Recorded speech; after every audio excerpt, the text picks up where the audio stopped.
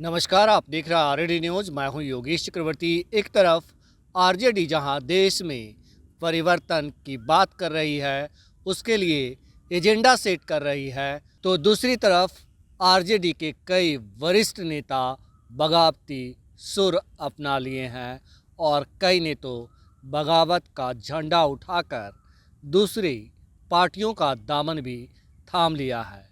RJD में बगावती सुर अपनाने वाले नेताओं की फहरिस्त काफ़ी लंबी है। सरफराज आलम, अशफाक करीम, हिना साहिब और इसके बाद राजवल्लभ यादव और आपको पप्पू यादव, बिरसन पटेल जैसे, देवेंद्र यादव जैसे तमाम नेता हैं जो आरजेडी के खिलाफ मोर्चा खोल रखा है। और इन नेताओं का गुस्से को आप इस बात से समझ सकते हैं कि सरफराज आलम ने एक सभा में, सार्वजनिक सभा में फफक कर रो दिया और अपने साथ हुए अन्याय को जनता के बीच रखा। जाहिर है कि आरजेडी में सब कुछ अंदरूनी तौर पर सही नहीं चल रहा है। एक तरफ लोकसभा चुनाव की प्रक्रिया चल रही है, तो दूसरी तरफ ऐसे नेताओं की फहरिस्त बढ़ती जा रही है जो बगावती सुर अपना रहे हैं। हमारे साथ वरिष्ठ पत्रकार संतोष कुमार जी हैं, उनसे समझते हैं कि आखिर आरजेडी कहाँ नाकाम हो जा रही है। संतोष जी।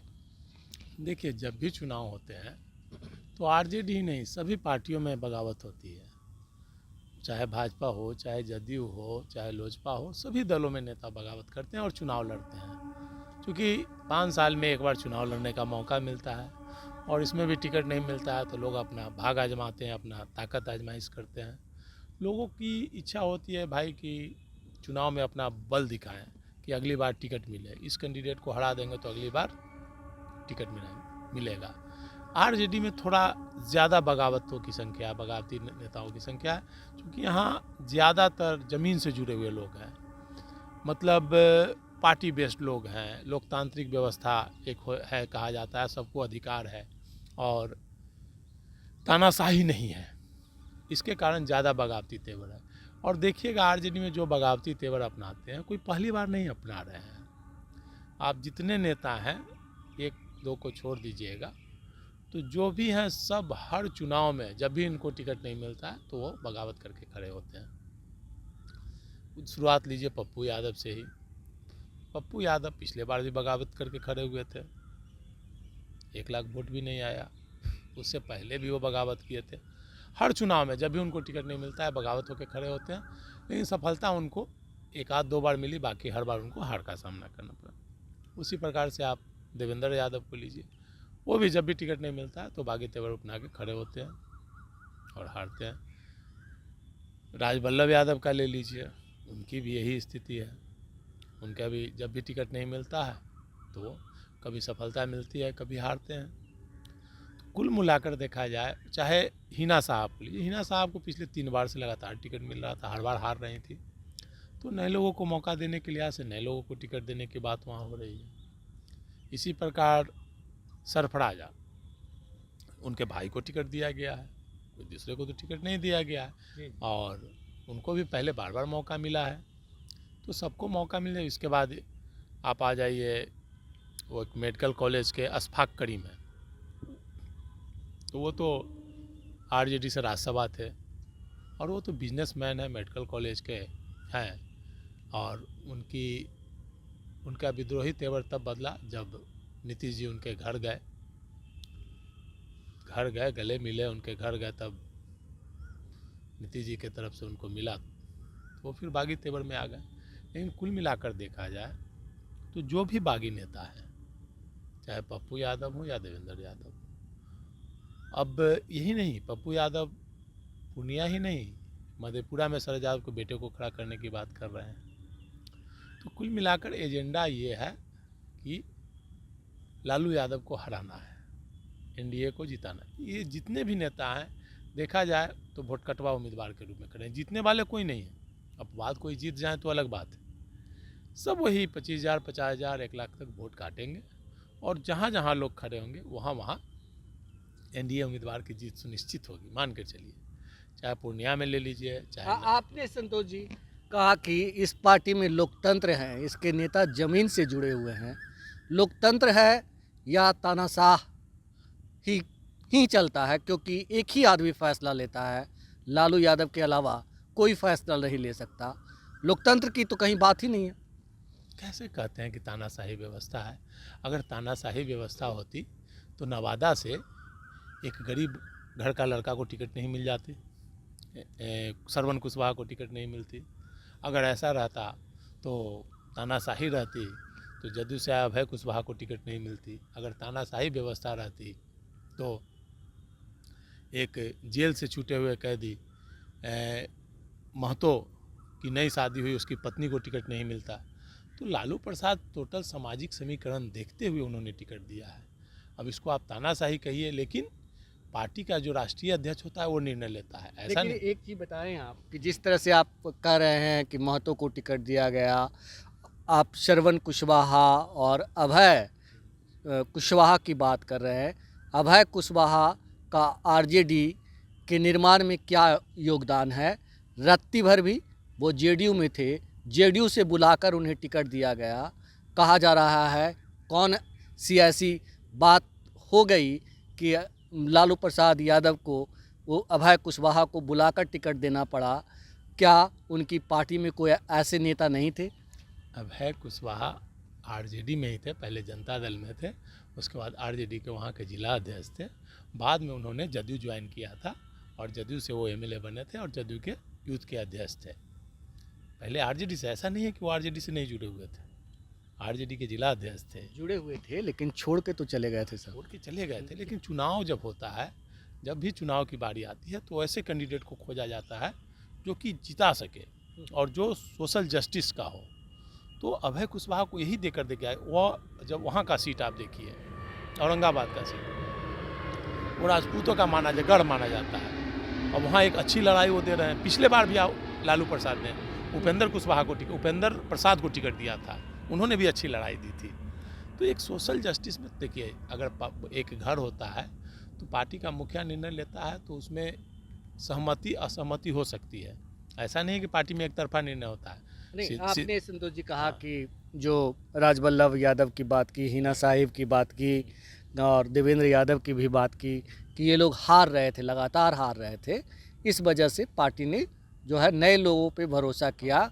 लेकिन लालू यादव की खुद की बेटी मीसा भारती लगातार 2 बार से हार रही हैं और राज्यसभा की मेंबर हैं, इसके बावजूद उन्हें फिर पाटलिपुत्रा से टिकट दे दिया गया। मैंने पहले भी आपको बताया था, इससे पहले एक डिस्कशन में मैंने कहा था कि वो मतलब लालू प्रसाद और तेजस्वी यादव का बहुत ही गलत डिसीजन है। वो मीसा भारती को टिकट देना बहुत ही गलत डिसीजन, मतलब इसे कहा जाए कि मैं तो कहूँगा बेवकूफ़ी भरा डिसीजन इसको कहूँगा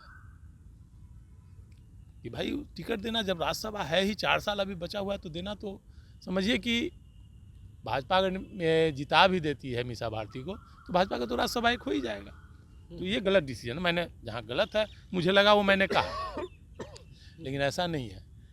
पार्टी के प्रदेश अध्यक्ष हैं, जगतानंद सिंह का भी विचार माना जाता है, सिद्दकी जी का भी विचार बात माना जाता है। और देखिए सिद्दकी जी की अनुसार पर वहाँ ललित यादव को दरभंगा में टिकट दिया गया, आपको पार्टी वर्कर आलोक मेहता को टिकट दिया गया।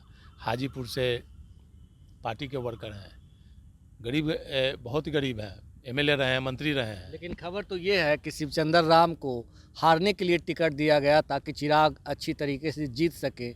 अगर सचमुच लालू प्रसाद चिराग पासवान को हराना चाहते थे तो उनके भाई पशुपति कुमार, चाचा को पशुपति कुमार पारस को टिकट देते। देखिए ये बात में सच्चाई हो सकती है और ये होता है राजनीति में। बड़े पदों पर आपस में तेजस्वी को जिताने के लिए चिराग ने मदद की राघोपुर में, तो चिराग को जिताने के लिए उन्होंने मदद की। लेकिन कभी कभी ऐसा होता है कि वो कैंडिडेट भी भारी पड़ जाता है। जैसे आप देख लीजिए, राघोपुर से ही ले लीजिए, नीतीश कुमार कभी नहीं चाहते हैं, चाहे भाजपा कभी नहीं चाहती है कि लालू परिवार हारे, लेकिन विधानसभा चुनाव में सतीश कुमार को टिकट दिया गया और सतीश कुमार मजबूती से लड़े और चुनाव भी एमएलए बन गए, जीत गए, राबड़ी देवी को हरा दिया। तो उसी प्रकार से हाजीपुर में जो कैंडिडेट हैं वो अगर मजबूती से लड़ते हैं, एमएलए रहे हैं, मंत्री रहे हैं, अगर वो मजबूती से लड़ते हैं तो निश्चित रूप से रिजल्ट पलट सकते हैं। भले ही बड़े बड़े नेताओं ऊपर से मिल जाते हैं, लेकिन जनता नहीं मिलती है। ऊपर के नेता दल मिल जाते हैं, लेकिन जनता नहीं मिलती है। जनता वोट अपने सोच समझ से करती है। अगर शिवचंद्र राम मजबूती से लड़ते हैं तो हो सकता है चिराग पासवान को परास्त कर दे, तो आश्चर्य की बात नहीं। उसी वैशाली की धरती पर राबड़ी देवी चुनाव हारी है, जबकि भाजपा नीतीश कुमार चुनाव प्रचार के लिए गए, सब लोग मैनेज थे, लेकिन राबड़ी देवी जब चुनाव हार सकती है तो चिराग पासवान क्यों नहीं? भले ही ऊपर से लालू प्रसाद मैनेज हो करके पारस को नहीं टिकट दिए हो और शिवचंद्र राम को टिकट दिए हो कि हारने के लिए, लेकिन शिवचंद्र राम अगर मजबूती से लड़ते हैं तो चूँकि वहाँ आप जानते हैं रविदास समाज का बहुत वोट है, 1 लाख से 1.5 लाख वोट है जी जी। वो वोट हो गया, प्लस आरजेडी का वोट करीब 2.5 से 3 लाख वोट है। इसके अलावे मुन्ना शुक्ला को होना से भूमिहार वोट हो गया, कुशवाहा वोट हो गया, तो वोट परसेंटेज अच्छा है। अगर मजबूती से वो लड़ते हैं तो चुनाव जीत भी सकते हैं। मजबूती से वो क्या लड़ेंगे जिन्हें मजबूती से लड़ने के लिए उतारा ही नहीं गया। ये बताइए कि जिस तरह से आरजेडी में जो मतलब बगावती सुर वाले नेताओं की फहरिस्त लंबी होती जा रही है, क्या आपको नहीं लगता कि ये आरजेडी के लिए चिंता की बात है? निश्चित तौर पर जहाँ भी बगावती तेवर होंगे वहाँ पर निश्चित तौर पर भाजपा का, जहाँ भी आरजेडी के बगावती नेता खड़े होंगे चुनाव में, तो निश्चित तौर पर वहाँ पर भारतीय जनता पार्टी और जनता दल को फ़ायदा होगा। और ये आरजेडी के लिए नुकसानदेह है। वो ज़्यादा जीत नहीं पाएंगे, लेकिन हराने का काम तो ज़रूर करेंगे। चाहे पप्पू यादव हो, चाहे राजवल्लभ यादव हो, चाहे देवेंद्र यादव हो, चाहे हिना साहब हो, चाहे सरफराज हो, वो हराने का तो काम जरूर करेंगे। उसी प्रकार जदयू के, चाहे भाजपा के जो भी नेता बागी खड़े होंगे तो जीतेंगे नहीं। लेकिन अभी का जो चुनाव की स्थिति है उसमें वोट 2 भागों में बटी हुई है, या तो इंडिया गठबंधन के पक्ष में है या एनडीए के पक्ष में है। मोदी जिताओ या मोदी हराओ के पक्ष में है, तो उसमें बहुत ही कम वोटों का बिखराव होगा। लेकिन हाँ, जो भी बिखराव होगा वो कैंडिडेट को हराने के लिए काफ़ी होगा। अभी बिरसन पटेल ने कहा है कि आरजेडी को समर्पित कार्यकर्ताओं की ज़रूरत नहीं है। बिरसन पटेल एक वरिष्ठ नेता है, मंत्री रह चुके हैं, सांसद भी रह चुके हैं, मतलब एमएलए भी रह चुके हैं। तो ऐसे नेता को अगर निकाल दिया जाता है पार्टी से, मतलब छोड़ दिया जाता है उनके हालात पे, तो कहीं ना कहीं एक पार्टी के लिए तो ये बेहद ही खतरनाक है। ये मैंने बताया ना, बिरसन पटेल हर चुनाव में उनका यही रुख रहता है और कोई पार्टी नहीं बची हुई है। बिरसन पटेल पहले जनता दल में थे, पहले सोशलिस्ट पार्टी में थे, उसके बाद जनता दल में, फिर राजद में, फिर समता पार्टी में, फिर राजद में आए, फिर जनता दल में गए, फिर राजद में आए, उसके बाद फिर जनता दल में गए और फिर अभी घूम फिर करके आए हैं राष्ट्रीय जनता एक दल पार्टी में। छोड़ दी, हाँ, हिंदुस्तानी अवाम मोर्चा में भी रह हाँ, चुके सभी हैं। पार्टियों बोले ना कि वो हर चुनाव में पार्टी बदलते हैं। वो हो गए पप्पू यादव हो गए, ये लोग चुनाव लड़ना ही इन लोगों का मकसद है हर हमेशा। मतलब ये सब तो कोई बड़ी बात नहीं है उनको। आप पिछले 5 चुनाव का रिकॉर्ड निकाल लीजिएगा, 10 चुनाव का, तो बिरसन पटेल हर चुनाव में जब टिकट नहीं मिलता है तो बागी होके यही स्वर बोलते हैं और कि पार्टी के समर्पित कार्यकर्ताओं को टिकट नहीं दिया जाता है। तो आरजेडी में अगर देखा जाए तो आरजेडी में अगर 25 टिकट दिया तो 25 में कम से कम 15 वैसे लोग हैं जो शुरू से आरजेडी के समर्पित कार्यकर्ता रहे हैं। वैसे 15 लोगों को टिकट दिया गया है, 10 ही नए लोगों को दिया गया होगा, नहीं तो 15 से 20 लोगों है जो है उसको समर्पित दिया गया है। और बिरसन पटेल तो प्रवासी पंछी हैं, वो तो हमेशा घूमते रहते हैं, कभी इधर कभी उधर, तो इसलिए बिरसन पटेल कोई ज़्यादा नुकसान नहीं कर पाएंगे। बिरसन पटेल की बातों में अभी जिस तरह से अशफाक करीम ने जेडीयू ज्वाइन कर लिया, हाँ, तो इसका तो कहीं ना कहीं मुझे लगता है कि एक गलत मैसेज तो जाता ही है। देखिए अभी बताया ना, अशफाक करीम जदयू ज्वाइन करने से नुकसान नहीं होगा, अगर वो खड़े होते हैं तो नुकसान होगा। अभी वोट जो बटी हुई है, वोट 2 धाराओं में बटी हुई है। देश की राजनीति 2 धाराओं में बटी हुई है। एक तरफ निरंकुश सरकार है, एक तरफ संविधान बचाने की बात हो रही है, एक तरफ संविधान मिटाने की चर्चा है। तो 2 धाराओं में बटी हुई है। वैसे समय में खासकर मुस्लिम मतदाता, मुझे नहीं लगता है कि वो बटने वाले हैं। जो थोड़ा बहुत पैसे के बल पर जो बट जाए और जदयू ज्वाइन कर लेंगे, चाहे अशफाक करीम भाजपा ज्वाइन कर लेंगे, उससे वो फ़ायदा नहीं हो पाएगा। लेकिन अगर वो खड़े हो जाते हैं निर्दलीय, तो निश्चित तौर पर 10-20 हज़ार वोट पैसे के बल पर वो काट सकते हैं। जिस प्रकार से पप्पू यादव पूर्णिया में काट रहे हैं, राजवल्लभ यादव नवादा में काट रहे हैं, अब शरद यादव के बेटे को खड़ा किया जा रहा है मधेपुरा में, तो वो कुछ वोट काटेंगे। तो ये वोट कटवा उम्मीदवार के रूप में रहेंगे, न कि चुनाव जीतने के लिए। और यही आरजेडी के लिए सबसे बड़ी चिंता का सबब है, क्योंकि जो नेता बगावती सुर अपना रहे हैं, बगावती तेवर दिखा रहे हैं, वो भले अपना फ़ायदा नहीं कर पाएँ, लेकिन आरजेडी का नुकसान तो कर ही देंगे। फ़िलहाल इतना ही। आप हमें फेसबुक पर फॉलो करें, यूट्यूब पर सब्सक्राइब करें, लाइक करें, शेयर करें और कमेंट कर अपना बहुमूल्य विचार और सुझाव ज़रूर दें। धन्यवाद।